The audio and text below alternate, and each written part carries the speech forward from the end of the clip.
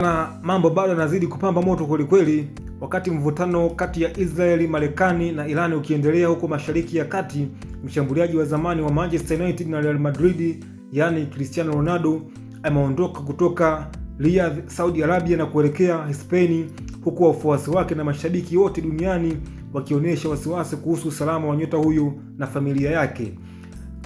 Mshindi huyo mara 5 wa tuzo ya Ballon d'Or aliruka kutoka jijini Riyadh alikokuwa akiishi toka alipojiunga na klabu hiyo Al Nassr FC kwenda Madrid, Hispania, akitumia ndege yake binafsi usiku wa manane, wakati jiji hilo likikabiliwa na mashambulizi ya anga, huku ndege zisizo na rubani zikiripotiwa kulenga ubalozi wa Marekani nchini humo. Kwa mujibu wa taarifa za ufuatiliaji wa safari za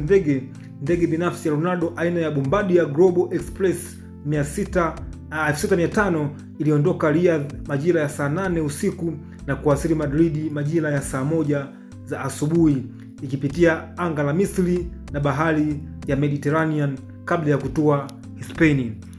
Ronaldo tayari yupo Hispania kwa ajili ya usalama wake binafsi.